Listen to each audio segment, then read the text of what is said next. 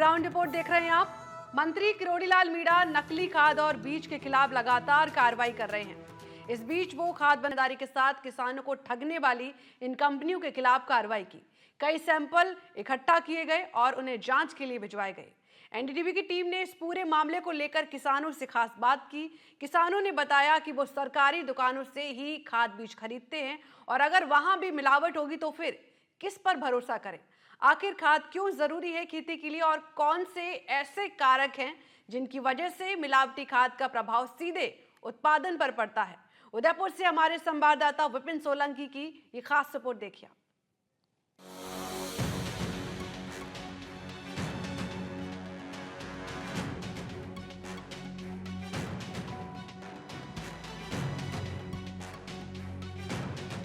कृषि मंत्री डॉक्टर किरोड़ीलाल मीणा लगातार खाद की फैक्ट्रियों पर छापेमारी कर रहे हैं। उदयपुर में भी मंत्री मीणा ने छापेमारी की।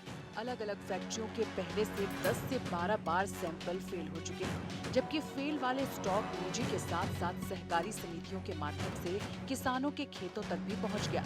यहाँ तक कि पोषक तत्वों की कमी वाली खाद या कहें कि मिलावटी खाद खेतों तक डल गई। अब छापेमारी के बाद कृषि विभाग के अधिकारियों ने उदयपुर की 12 खाद बनाने वाली फैक्ट्रियों से तकरीबन 50 सैंपल इकट्ठा किए और जांच के लिए भेजे गए। इधर खाद के इस खेल को जानने के लिए कृषि विभाग एक्सपर्ट और किसानों से बात की तो कई चौंकाने वाले खुलासे हुए। कृषि विभाग के अनुसार उदयपुर की 12 फैक्ट्रियों से जो खाद बनाती है उनसे 50 सैंपल लिए गए। अब सैंपल की जांच की जाएगी जिसमें सामने आएगा कि वह खाद मिलावटी है या उसमें जो पोषक तत्व होने चाहिए वह पोषक तत्व है या नहीं। बात आती है खाद की, तो कृषि विभाग के अनुसार पहले डीएपी खाद का उपयोग किसानों द्वारा किया जाता था। इसके बाद में डीएपी का इंपोर्ट भारत से बाहर होने के कारण और महंगी होने के कारण कमी आई, तो जितने भी किसान हैं वह एसएसपी पर निर्भर हो गए और एसएसपी खाद सिंगल फॉस्फोरस जो खाद है उस पर ही उसकी ही जो कंपनियां हैं किरोड़ीलाल मीणा ने छापा मारा। हमारे संवाददाता विपिन सोलंकी ने जब किसानों से नकली खाद को लेकर बातचीत की तो उन्होंने अपनी समस्या बताई कि आखिर किसानों को कैसे पता चले कि ये खाद नकली है। किसान तो सरकारी दुकान से ही खाद खरीद कर लाते हैं और अपने खेत में डालते हैं। ऐसे में उनके सामने सही खाद पहचानने की एक बड़ी चुनौती है। खाद की कुछ समस्याएं सामने आई, जैसे कृषि मंत्री जो आए थे उन्होंने भी यहाँ पर छापा मारा, कई चीज़ें देखी उन्होंने। तो आपसे मैं जानना चाहूँगा कि आप कौन कौन सी खाद पहले ही उपयोग में लेते थे, अभी कौन सी लेते हैं, क्या कमी आ रही है खाद को लेकर? खाद पहले तो हम डीएपी यूज़ लेते थे, तो डीएपी तो अभी लगभग मिलना बंद हो गया है।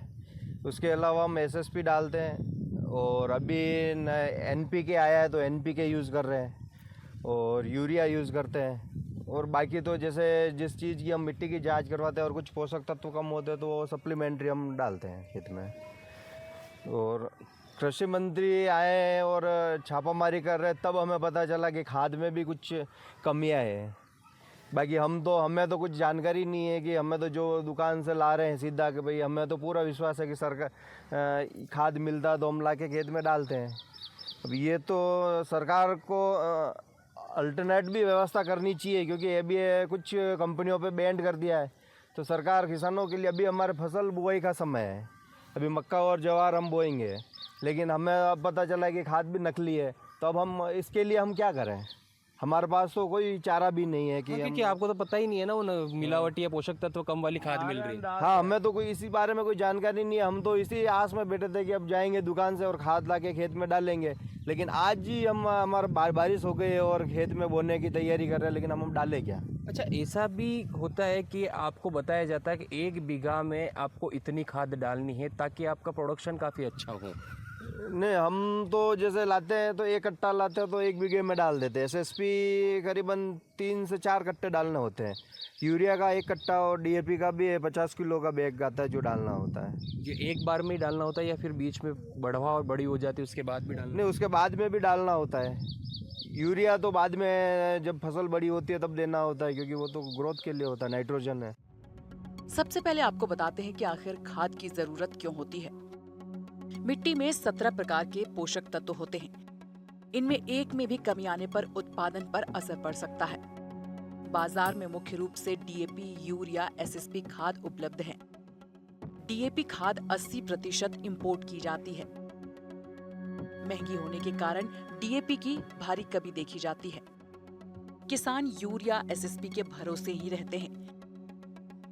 एनपीके खाद का भी विकल्प उपलब्ध है। यूरिया में 46%, डीएपी में 18% नाइट्रोजन होना जरूरी है। डीएपी में 46%, एसएसपी में 14.5% फास्फोरस भी जरूरी है। इन खादों में 11% सल्फर होना जरूरी है। अगर इन पोषक तत्वों में किसी भी तत्व की मात्रा में कमी होती है तो इसका सीधा असर फसलों पर होता है। उत्पादन कम होने से किसानों को ही इसका नुकसान उठाना पड़ता है। आपको बता दें कि फैक्ट्रियों से लिए गए सैंपल में करीब 10 से 12 बार ये सैंपल फेल हो चुके हैं। कृषि मंत्री किरोड़ी लाल मीणा के ताबड़तोड़ छापेमारी पर कई राज खुले हैं। ये इसका नाम है पटेल पोस्टकेम लिमिटेड। तो हमको शिकायत मिल रही थी इस सहित अनेक दूसरे प्लांट्स की कि जो अपना एसएसपी बनाया जा रहा है, जिसको सरकार प्रमोट कर रही है, 50 किलो के बैग पर इनको 388 रुपये की सब्सिडी भारत सरकार देती है। भारत सरकार देती है, इसलिए ये डीएपी का अल्टरनेटिव बने। लेकिन इसकी घटिया की शिकायत मिली है, जिसमें सल्फ्यूरिक एसिड का टैंक खड़ा है, वो होना चाहिए 90। वो 65-70% का ही खरीदते हैं, तो महंगा मिलता है। इसलिए जो हमको जानकारी मिली, जांच का विषय उसका सैंपल लेंगे। ऐसे जो रॉक फॉस्फेट है वो भी घटिया क्वालिटी है। ये कहते हैं हमसे जॉर्डन से इम्पोर्ट करते हैं, तो वहीं कागज़ देखेंगे जॉर्डन से इम्पोर्ट होता है क्या, वो घटिया यूज करते हैं। तो इनका एक सैंपल ये लिया गया 12/5/2025। ये मिलना चाहिए था 14.5%, जबकि मिला 8.11%। ऐसे ही एक लिया गया 14/5/2025 को, जिसमें मिलना चाहिए था 14.5%, मिला है 6.36%। ऐसे ही एक सैंपल लिया गया 30/4/2025 को, मिलना चाहिए था 14.5, मिला 7.2%। ये घटिया है, ये किसान के काम का नहीं है। और ये एक हमारे पास इंफॉर्मेशन है जिसमें पेरीफ्री में, मतलब यहाँ से जाने के बाद जो सैंपल लिए गए करीबन 600 तक, उसमें 15 के अमानक पाए गए। तो अमानक के हिसाब से इनके 30,000 बैग होते हैं। उस 30,000 बैग की सब्सिडी हो गई 1 करोड़। तो हम इनसे ये पूछ रहे हैं तो 30,000 बैग जो कंडम है वो कहाँ है? अब आपको बताते हैं कि सैंपलिंग के बाद जांच कैसे होती है। कृषि विभाग के अधिकारियों के अनुसार कृषि विभाग द्वारा खाद के सैंपल इकट्ठा किए जाते हैं। सैंपल फेल होने पर सब्सिडी तक रोक दी जाती है। सैंपल फेल होने पर तीसरी बार भी जांच के लिए भेजा जा सकता है। 3 बार सैंपल फेल होने पर केस दर्ज हो सकता है और पूरी प्रक्रिया में करीब 2 साल लगता है। उदयपुर में जॉइंट डायरेक्टर सुधीर वर्मा के नाम से अलग अलग कंपनियों के 22 केस कोर्ट में चल रहे हैं। ये पूरी प्रक्रिया काफी लंबी होती है और इस बीच जो लोग नकली खाद की खरीद फरोख्त में शामिल होते हैं, उनके खाद किसानों तक पहुंचकर फसलों पर अपना असर दिखा चुके होते हैं। ऐसा कभी हुआ है कि ज़्यादा तेज़ बारिश नहीं हुई हो, ज़्यादा सूखा नहीं हुआ हो, उसके बावजूद भी आपके जो प्रोडक्शन है उसमें कमी आई हो? देखो, किसान है, हम तो अनपढ़ है, हमने इतना कभी तो तोल मोल किया ही नहीं, तो हमें उतनी जानकारी भी नहीं होती। क्योंकि कभी हर बार कुछ न कुछ तो होता ही है, तो तालमेल बैठ ही नहीं पाता है। क्योंकि कभी अतिवृष्टि हो जाती है या कभी बरसात होती नहीं है, तो हमें तो यही लगता है कि भाई इसी वजह से हुआ, खाद की वजह से नहीं हुआ। ऐसा तालमेल ही नहीं बैठ पाता, तो हम कैसे बताऊँ मैं। आपसे जानना चाहूँगा, हमारे साथ में जिन्होंने कृषि मंत्री भागीरथ चौधरी ने अभी सम्मान किया है कुछ दिन पहले, उन्नत किसान के रूप में, आपको सम्मान मिला है? सामान मिला, चेक मिला 25,000 का। अच्छा, अब आप बताइए कि खाद को किस तरह उपयोग में लेते हैं आपके खेत में? आप कितनी डालते हैं? क्या आपको लगता है वो नकली आ रही, तो आपको पता चल पाता है? तो डीएपी डालते हैं हम बीघे के अंदर 20 किलो, और यूरिया डालते हैं बाद में 15 किलो, और टाइम पे पानी और खाद देते हैं। अब खाद में तो हम डाल रहे हैं, काश्तकार हैं, डाल रहे हैं, लेकिन उसमें पता कैसे चलेगा कि ये नकली आ रहा है? ये तो मीणा साहब ने जांच की, न पता लगा कि ये भी फैक्ट्रियाँ सील हो रही है, ये भी माल हमारे काश्तकार को जनता पागल ही बना रही है और क्या कर रही है। तो इससे क्या फर्क पड़ेगा फसल अरे पे फर्क? क्या है, वो सफ़ेद खाद आ रहा डाल रहे हैं, वो गल ही नहीं रहा है। ओरिजिनल है जो तो गल जाता है 10 मिनट में, वो गलता ही नहीं है। बाटा टाइप मिक्स होता है, वो गलता ही नहीं है, तो उत्पादन होता ही नहीं है। काश्तकार देखता है कि उन्नत हुआ ही नहीं है, सही नहीं हुआ गया, माल ही नकली आ रहा सब तरह से, तो क्या करेगा।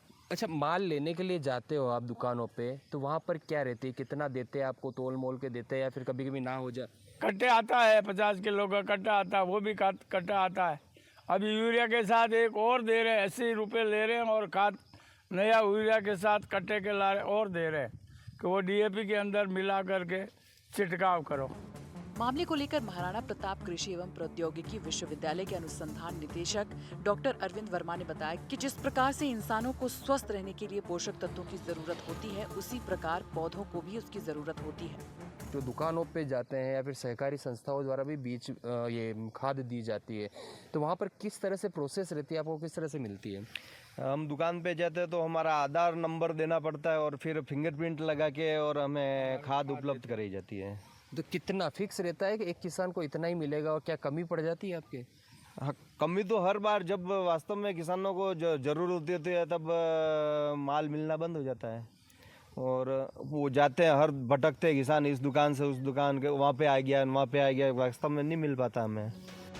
वैज्ञानिकों द्वारा किसानों को जितनी खाद डालने को कहा जाता है उतना ही किसान डालता भी है, लेकिन फिर भी उत्पादन पर प्रभाव आता है। इसके पीछे यही कारण है कि खाद में जितने प्रतिशत पोषक तत्व होने चाहिए थे उतने नहीं थे। लेकिन इस बीच इन मामलों की विस्तार से जानकारी किसानों को नहीं होती है। इसे लेकर किसानों को आसान भाषा में नकली खाद की पहचान के तरीके बताने चाहिए, साथ ही उन्हें जागरूक भी करना चाहिए। और तकरीबन 17 पोषक तत्व हैं जो पौधे के बढ़वार के लिए आवश्यक है, और किसी एक भी तत्व की कमी के स्तर पर पौधे की बढ़वार पर उसका और उसकी पैदावार पर उसका विपरीत प्रभाव पड़ता है। और यह देखा गया है कि इन 17 पोषक तत्वों को संतुलित मात्रा में दें, तभी हमें, जैसे कि उदाहरण के तौर पे यूरिया है, यूरिया में 46% अगर नाइट्रोजन है और आपने ख़राब क्वालिटी का ख़रीदा है तो उसमें 46% नाइट्रोजन आपको नहीं मिलेगी। तो सीधे रूप से देखा जाए तो उसमें आपने कीमत आपने जो चुकाई है उसका पूरा आपको मूल्य आंकलन उसमें नहीं हो पाता है। उदयपुर शहर के समीप मानवा खेड़ा गांव के किसानों ने बताया कि कृषि मंत्री ने जो छापेमारी की उसके बाद उन्हें पता चला कि खाद में भी खराबी होती है। कई किसानों को तो पता ही नहीं है कि ये खाद खराब गुणवत्ता के हो सकते हैं और इसका बुरा प्रभाव सीधा उनके फसलों पर पड़ता है। वो खाद बाजार से लाते हैं और वैज्ञानिकों की सलाह और मिट्टी परीक्षण के बाद जरूरत के अनुसार खाद डाल देते हैं। हो सकता है जितना उत्पादन फसलों का होना चाहिए वो इन्हीं कारण से नहीं हो पा रहा।